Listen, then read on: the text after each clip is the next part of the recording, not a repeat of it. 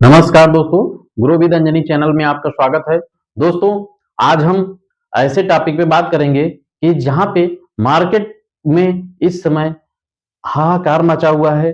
खास करके आपका स्मॉल कैप और मिड कैप में जो हाहाकार मचा हुआ है, ऐसे में हम अपनी इन्वेस्टमेंट को हम कैसे नियोजित करें, ये चीज हम आज आपको बताएंगे। क्या इस गिरावट में हम एसबीआई स्मॉल कैप फंड में इन्वेस्ट करें या ना करें? यानी कि जो आपका इस समय शेयर मार्केट का जो टाइमिंग चल रहा है, ऐसे गिरावट के टाइमिंग में हम एसबीआई स्मॉल कैप फंड के बारे में आज जानेंगे कि हम इस फंड में इन्वेस्ट करें या ना करें।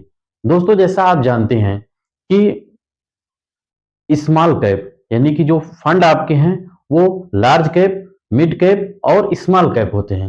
दोस्तों, लार्ज कैप में क्या होता है कि लो रिस्क होता है, बहुत कम रिस्क होता है, क्योंकि ये बड़ी कंपनियों के फंड होते हैं, स्टॉक होते हैं। इस वजह से जो है आपका इसमें बहुत लो रिस्क होता है। तो इस कारण से आपका लंबे समय में अगर 10-15 साल का देखें रिटर्न के हिसाब से, तो काफी अंतर आता है, लो रिटर्न भी आता है इसमें। तो इसी तरीके से मिड कैप का है। अगर दोस्तों मिड कैप में देखें, तो जैसे नाम ही मिड कैप है, हिसाब से उसमें मीडियम कर का रिस्क रहता है, मीडियम रिस्क होता है। मीडियम रिस्क होने के नाते आपका जो रिटर्न बनता है 10-15 सालों में लॉन्ग टर्म में, वो आपका मीडियम रिटर्न भी बनता है। तो दोस्तों, जैसे इसका नाम स्मॉल कैप है, तो यहाँ पे स्मॉल होती है, छोटी छोटी कंपनियां होती हैं जहां पे बहुत ही रिस्क होता है, यानी कि जोखिम बहुत ज्यादा होता है। इस वजह से जोखिम ज्यादा रहता है। तो आप अगर लंबे समय में इन्वेस्टमेंट करते हैं, लंबे समय के लिए आप अगर अपना इन्वेस्टमेंट जारी रखते हैं, तो निश्चित तौर पे आपको अच्छा रिटर्न देखने को मिलता है।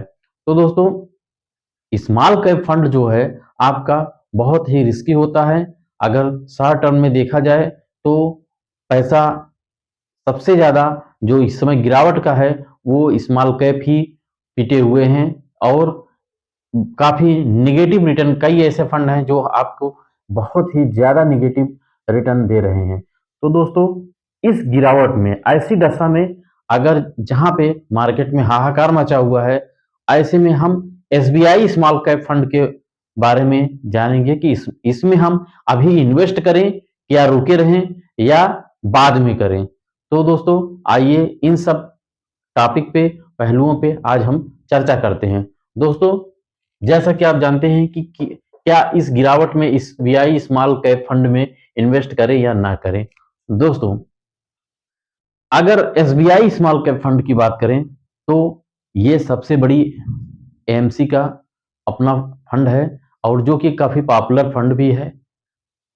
तो इस फंड में आप इन्वेस्ट करें, क्योंकि इसका जो अगर पास्ट पीछे का अगर आप 10 साल 12 साल का जो रिटर्न देखेंगे, वो भी बेस्ट ही रिटर्न है।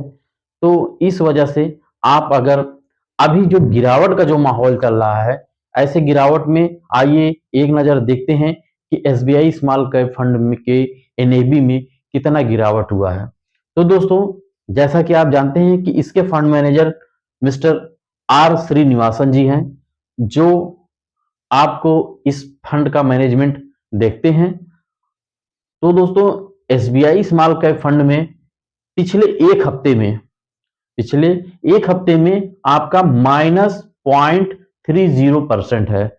एक मामूली सा गिरावट हुआ है एक हफ्ते में, यह आपका गिरावट है एनएबी में, जो आपके एनएबी है। और एक मंथ में, यानी कि एक महीने में, इसके एनएबी के रिटर्न में आपका -8.45%, यानी कि आपका 8.5% के आसपास का गिरावट हुआ है, माइनस में है ये फंड। दोस्तों, एक महीने में ही आपका 8.5% के आसपास का ये गिरावट है। अगर 6 महीने की बात करें, बीते 6 महीने पहले अगर किसी ने इन्वेस्टमेंट किया था, तो आज उसका पैसा -16.18% है, यानी कि 16% माइनस है। दोस्तों, 16% माइनस मायने रखता है। इस वजह से ये आपका 6 महीने में आपका माइनस रिटर्न दे रहा है। और 9 महीने से अगर देखा जाए, अगर पीछे 9 महीने से जिसका इन्वेस्टमेंट है वो माइनस 6.91% दे रहा है, यानी कि 7% के आसपास का माइनस है। लेकिन दोस्तों यहीं पे अगर पीछे 1 साल का देखा जाए, 1 साल से पहले जो जिनका इन्वेस्टमेंट था 1 साल से, उनको 1.39% यानी कि एक मामूली सा फ्लैट है, लमसम 1.5% के आसपास उनका प्लस में रिटर्न दिया है। तो दोस्तों एसबीआई स्मॉल कैप फंड जो है, अभी जो भारी गिरावट हुई है 16-17%, हर स्मॉल कैप में जो है लमसम गिरावट आपका इसी के आसपास है, 15 से 18-20%, 25% तक का गिरावट है। तो दोस्तों ये आपका जो गिरावट का दौर है, यहाँ 1 साल में इस फंड ने थोड़ा सा पैसा बनाया है। तो दोस्तों इस तरीके से आप जो है स्मॉल कैप फंड में अगर इन्वेस्ट किए हैं पहले से, तो ये आपका है माइनस हो रहा है। अगर दोस्तों आपका पोर्टफोलियो में ज्यादा गिरावट है, तो अभी आप एसबीआई स्मॉल कैप फंड में क्या करें? तो दोस्तों हमारा ये अपना व्यू है कि हम अपना निवेश जारी रखें। अगर आपकी एसआईपी चल रही है तो आप एसआईपी चलने दें, और अगर आपका कुछ बजट हो, क्योंकि ऐसे गिरावट का दौर है, तो आप एसआईपी अपनी बढ़ा सकते हैं। अगर दोस्तों आपने एसआईपी बढ़ा दिया तो आपका जो गिरावट में है वो सबसे ज्यादा से ज्यादा जो है आपको यूनिट अलॉट होंगे। तो दोस्तों मार्केट आज अभी गिरावट में है, अभी ऐसा सेंटीमेंट मार्केट का बना हुआ है जो कि गिरावट पे ही गिरावट आज 4-5 महीने से लगातार चला आ रहा है।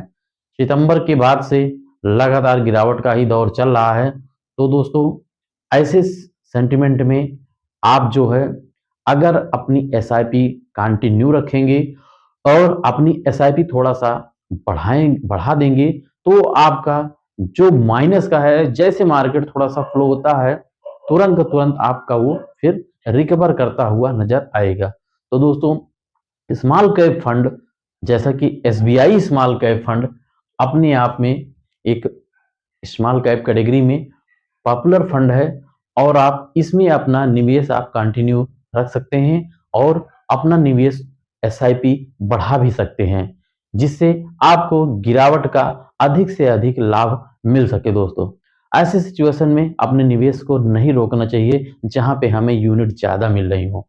मार्केट इस समय सस्ता है, एसबीआई स्मॉल कैप का एनएबी काफी डाउन हुआ है, जिस कारण से आप जो है सस्ते में ज्यादा यूनिट आपको मिल रही है।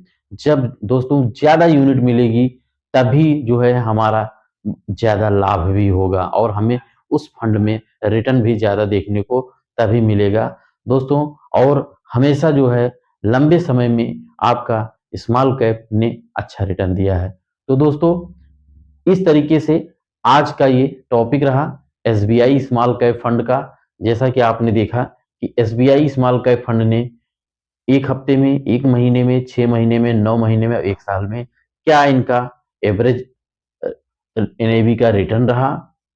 तो दोस्तों इस तरीके से आप इन्वेस्टमेंट कर सकते हैं। इन्वेस्टमेंट करने के लिए आप अपने वित्तीय सलाहकार या जो डिस्ट्रीब्यूटर आपके हैं, या आप अपने हिसाब से इन्वेस्टमेंट कर सकते हैं। बस मेरा ये वीडियो का मतलब है कि आपको जानकारी मिलती रहे, आप मोटिवेट होते रहें। बस दोस्तों मेरा यही मकसद है। तो थैंक यू सो मच दोस्तों। जय हिंद, जय भारत।